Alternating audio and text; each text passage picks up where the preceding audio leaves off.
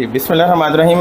जैसे हम डिमॉन्स्ट्रेशन मैंने आपको बताई है ग्लूकोज एस्टिमेशन की, तो अब लेबॉर्ट्री में हम प्रैक्टिकल करने जा रहे हैं। तो आपको मैंने बताया है कि हमें कौन कौन सी चीज़ें ज़रूरत होती हैं, रिक्वायरमेंट्स हैं।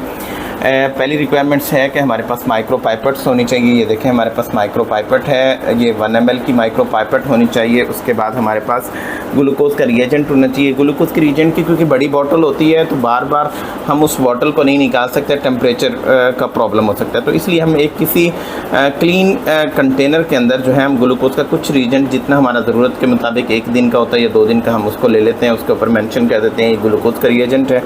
फिर उसके बाद हमारे पास स्टैंडर्ड होना चाहिए। ये हमारे पास स्टैंडर्ड है, देखें ये ग्लूकोज का स्टैंडर्ड है, ये लिखा हुआ स्टैंडर्ड है। इसकी वैल्यू 100 मिलीग्राम पर डेसीलीटर, जैसे मैं आपको उसमें लेक्चर में बता चुका हूँ, ये वो है। उसके बाद जो हमारे पास रिक्वायरमेंट के अंदर होती है, हमारे पास टेस्ट ट्यूब होनी चाहिए। ये हमारे पास टेस्ट ट्यूब है, 3 टेस्ट ट्यूब हमने लेनी थी। 3 टेस्ट ट्यूब को मैंने आपको बताया था कि 3 टेस्ट ट्यूब में जो फर्स्ट टाइम हमने करना होता है टेस्ट, तो पहली टेस्ट ट्यूब को हमने उसके ऊपर टी मेंशन करना होता है। ये देखें जैसे हमने यहाँ पर इसको टी मेंशन कर दिया, जिसे हम कहते हैं कि टेस्ट फॉर टेस्ट के लिए है। दूसरी को हमने एस मेंशन करना होता है। एस मेंशन के मुराद ये है कि ये हमारा स्टैंडर्ड है। और तीसरी को हमने मेंशन करना होता है ब्लैंक, तो इसका मतलब है कि ये इसमें हमने ब्लैंक ऐड करना है। अब हम 1 बाई 1 करके इसको करते हैं कि टेस्ट के अंदर मैंने 1 ml जो है ग्लूकोज का रिएजेंट ऐड कर दिया था, तो पोर कर दिया। इसके बाद मैं आपको ये बताता हूँ कि स्टैंडर्ड के अंदर भी हमने तीनों टेस्ट ट्यूब के अंदर 1 ml क्या करना है, ग्लूकोज का रिएजेंट ऐड करना है। यहाँ से हम जो ये एडजस्टेबल पाइपेट है, इस एडजस्टेबल पाइपेट की मदद से हम क्या करते हैं कि 1 जो है 1000 माइक्रोलीटर मतलब 1 ml पर हम इसको सेट कर लेते हैं। ये हमने सेट कर लिया। इसके साथ ब्लू पाइपेट्स लगेगी, ब्लू पाइपेट्स की मदद से हमने इसको इस्तेमाल किया।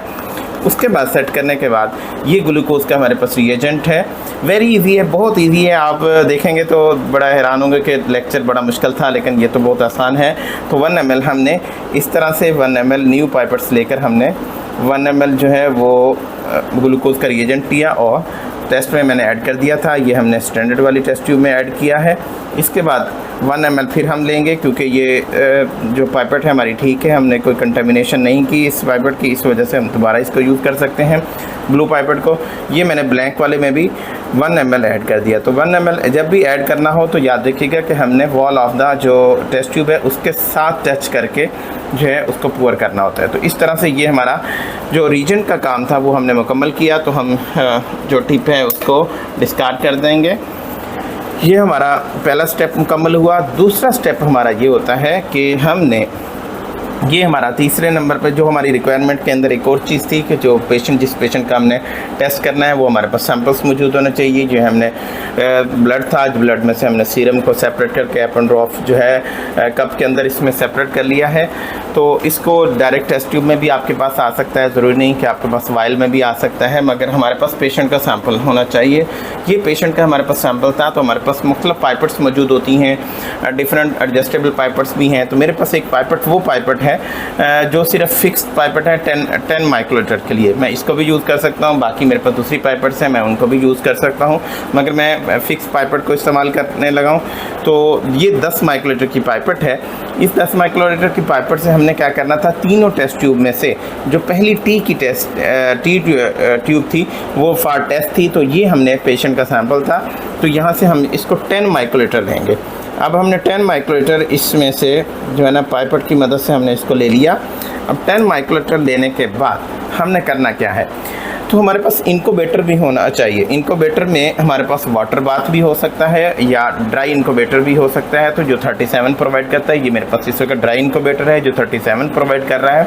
मैंने ये 10 माइक्रोलीटर पेशेंट का सैंपल लिया और ये पेशेंट टी वाली टेस्ट ट्यूब थी, तो मैंने इसमें इसको यूँ इसको पोर कर दिया।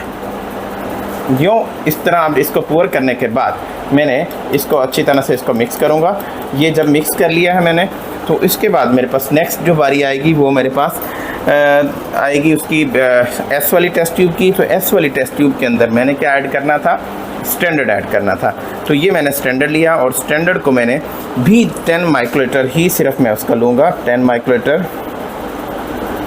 ये 10 माइक्रोलीटर मैंने लेने के बाद मैंने इसको क्या करूँगा, आप फ़ौरन स्टैंडर्ड की जो वाइल है इसको, क्योंकि बहुत थोड़ी वॉल्यूम में होता है स्टैंडर्ड का, तो आपने इसकी अगर तो आपने सोल्यूशन के साथ टच करना है अपने रीजन के साथ तो इसकी साइडों से वाइप कर लेंगे। अगर नहीं टच करना चाहते तो फिर वाइप करने की ज़रूरत नहीं है। और अगर ऊपर से आपने सिर्फ इसको पोर करना है। अगर आप टच करना चाहते हैं, फॉर एग्जाम्पल देखें हमने ये स्टैंडर्ड वाली थी, अगर फॉर एग्जाम्पल जैसे हमने टच किया तो इसको स्पीड के साथ मैंने इसको पोर कर दिया। अब इसको भी हम इसको मिक्स करेंगे। साथ ही अब हमने क्या करना है, अपनी स्टॉप वॉच को ऑन कर देना है। ये मेरी स्टॉप वॉच है। हमने क्या करना है, अगर मैंने 37 पर देना है, क्योंकि ये 37 है, ड्राई इंक्यूबेटर है, 37 प्रोवाइड कर रहा है 37 डिग्री सेंटीग्रेड पर। अकॉर्डिंग टू द लिटरेचर जो है 5 मिनट जो है मैंने इसको इंक्यूबेट करना है। जबकि ब्लैंक वाली टेस्ट ट्यूब के अंदर सिर्फ मैंने रीजेंट ऐड करना है।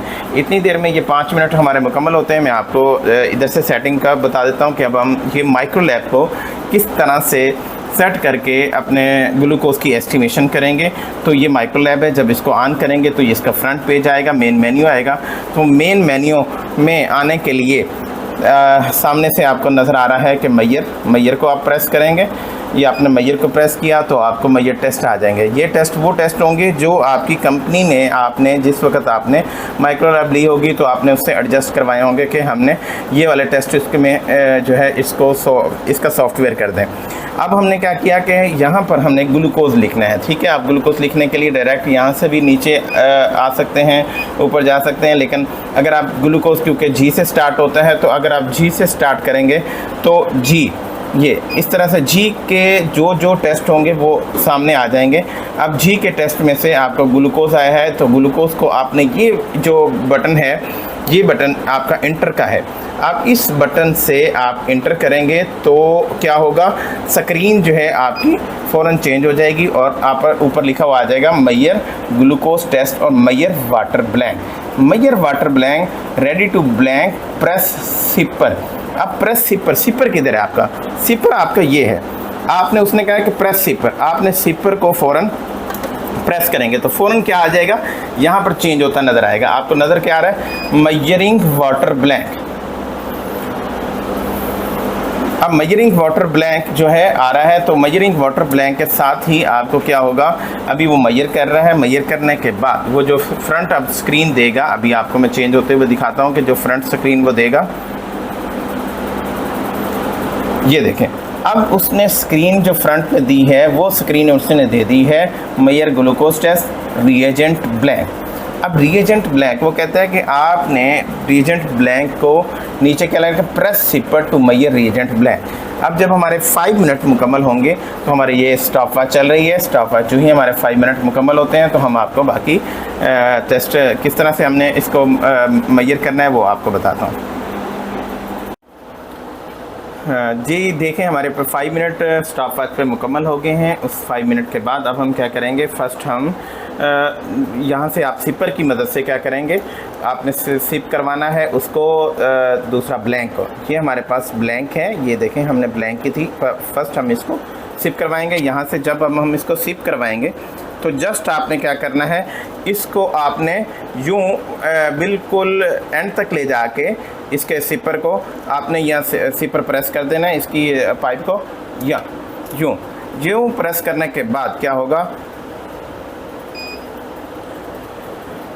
जो वॉल्यूम उसने पिक करना होगा वो वॉल्यूम उसने पिक कर लिया है और आपकी स्क्रीन के ऊपर अब वो क्या करेगा, यहाँ पर चेंज हो जाएगी। आप देखें रीजेंट ब्लैंक की जो वैल्यू होगी वो आपको सामने ला के दे देगा। अब रीजेंट ब्लैंक की जो वैल्यू है ये देखें 0.031 ये वैल्यू आ गई है। अब वो क्या कहता है, यहाँ पर प्रेस रेडी लिखा है, प्रेस नेक्स्ट टू कंटिन्यू, वो सारी चीज़ें बता रहा होता है। अब ये नेक्स्ट वाला ये देखें, ये बटन है, इसके नीचे ही नेक्स्ट, आपने नेक्स्ट कर दिया। अब वो क्या कह रहा है, कैलिब्रेशन यहाँ पे देखें, कैलिब्रेशन के आगे STD उसने लिखा हुआ है। STD क्या है, स्टैंडर्ड। अब आप स्टैंडर्ड वाली लेंगे और स्टैंडर्ड वाली लेने के बाद आपने क्या करेंगे, स्टैंडर्ड वाले के पहले इसको अच्छी तरह से आप इसको मिक्स करेंगे। अब आपने क्या किया, दोबारा से इस पाइप को, जो आपका ये पाइप था, इस पाइप को से मदद से आपने बिल्कुल टेस्ट ट्यूब की एंड तक ले गए और रेडी प्रेस टू सिपर। अब प्रेस सिपर इसने प्रेस करेंगे हम, उसमें जो वॉल्यूम पिक करना है वो वॉल्यूम पिक करके हमें अब क्या करेंगे, स्टैंडर्ड का अब वैल्यू देंगे। अब ये स्टैंडर्ड की वैल्यू अभी आने लगी है, आप देखिएगा।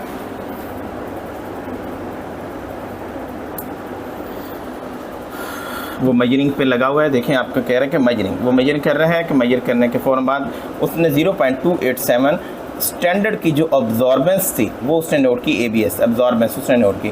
اس نے کہا press graph to validate calibration. اگر آپ کیلیبریشن کو ویلیڈیٹ کرنا چاہتے ہیں تو وہ اس نے کہا گراف کو پریس کریں.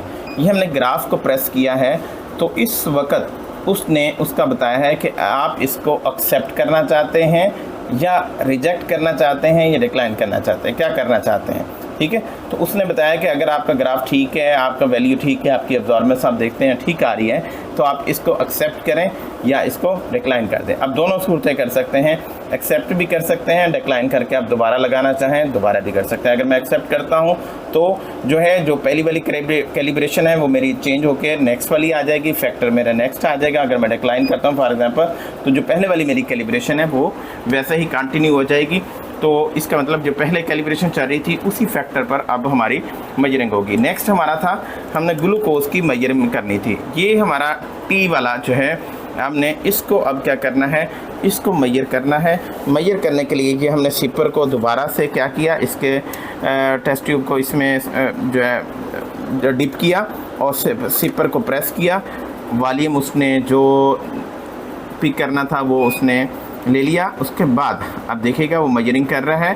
میجرنگ کے بعد اب وہ جو ٹیسٹ ہے جو پیشنٹ کا اصل سیمپل تھا اب کیا کرے گا، وہ ابزاربنس اس کی نوٹ کر کے ہمیں بتائے، ابزاربنس نوٹ کرے گا. پھر اسٹینڈرڈ کی ابزاربنس جو ہم نے پہلے نوٹ کی ہے اس کو فیکٹر جو بنایا تھا اس نے، جو میں نے آپ کو وہ بتایا تھا کیا نام ہے formula, ابزاربنس of test over ابزاربنس of standard multiply by standard concentration. جو کیونکہ ہم نے اسٹینڈرڈ تھی، اسٹینڈرڈ کی کنسنٹریشن پہلے اس میں فیڈ کی ہوئی ہے. وہ ساری کیلکولیشن کرنے کے بعد کیونکہ یہ سیمی آٹومیٹک انالائزر ہے تو وہ کیلکولیشن خود کر کے ہمیں 393 اس نے ہمیں اس کی جو ہے ویلیو دے دی ہے. تو یہ ہمیں 30 سیکنڈ ہمیں اس کی ویلیو آ جاتی ہے.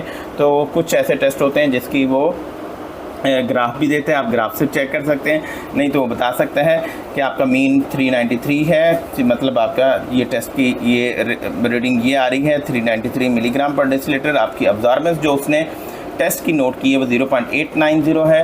اس کو اسٹینڈرڈ کے ساتھ اس نے ڈیوائڈ کیا ہے اور پھر ملٹیپلائی آپ کو جو میں نے آپ کو دکھایا تھا کہ اسٹینڈرڈ کی جو ہماری کنسنٹریشن ہے 100 ہے گلوکوز کی، اس کے ساتھ اس نے اس کو پھر ملٹیپلائی کر کے ہمیں فائنل ریزلٹ جو دیا ہے وہ 393 ہے. اور جو ہمارا فیکٹر پہلے اس نے بنایا تھا اسٹینڈرڈ کے ساتھ جب ہم نے میجر کیا تھا، جو میں نے آپ کو ڈکلائن یا ایکسیپٹ والا بتایا تو وہ اس نے 457 بنایا ہوا ہے. اس طرح ہمارا گلوکوز کی ایسٹیمیشن مکمل ہوتی ہے.